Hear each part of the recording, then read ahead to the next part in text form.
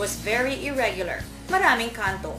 We're here to, in a condominium unit where, it's a small condominium unit where I can show you what we have done to utilize every little space that it has, which is very typical of the condominiums nowadays here in Manila. Come in. Interior designer Tito Villanueva shows us ways to pull off big space living in even the tiniest condo. This is a one-bedroom condominium unit. What we've done here was, instead of breaking the unit into two sections of the dining and the living room, what I did here was made it just into one living and dining at the same time. It utilized like typical of the hotel where they have, instead of coffee table, they have already a low table where you can use it for whatever, for food, for meetings, and even for entertaining. I've enclosed the kitchen, again, to be able to utilize the space for storage and shelving, and again, also this unit is made at an angle where you have to straighten up some areas. So that's why by putting all the shelvings, I was able to come up with a sectional sofas. Storage planning is one of Tito's strong points. He puts shelves, drawers, and cabinets where you least expect them. When you purchase condominiums, there are so many restrictions when it comes to breaking down walls. Fortunately, this particular condominium allowed us to break down certain sections, even if it had already a one-bedroom unit here. The door originally was here. By moving it, and I was able to insert a decorative section here by the door. Again, as I explained, I moved the door because of this, for the space purposes for the bedroom. Come in. The bedroom is pretty small but functional because the owner required us to come up with a desk and all this, maximize every space that we can.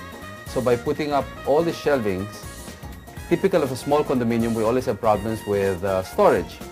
There's so many condominium units, even the big ones, they usually have only one wardrobe section. Now here is an original section of the wardrobe. All right, this is one section. Now, originally, the door to the bathroom was located here. Now, by removing the door and transferring it outside, I was able to use the space for shelving. Kaya naman Tito revised the layout, including the doors from the bedroom to the bathroom to the kitchen. And if you're only single, I think you don't mind coming out to use the bathroom. So here, instead of putting a swing door, I put sliding door to the bathroom.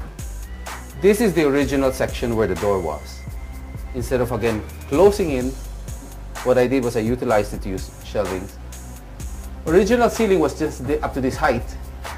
I opened up, so there was still space. So what I did was I used it so we could actually provide a taller cabinet and storage space for towels and what have you, toiletries.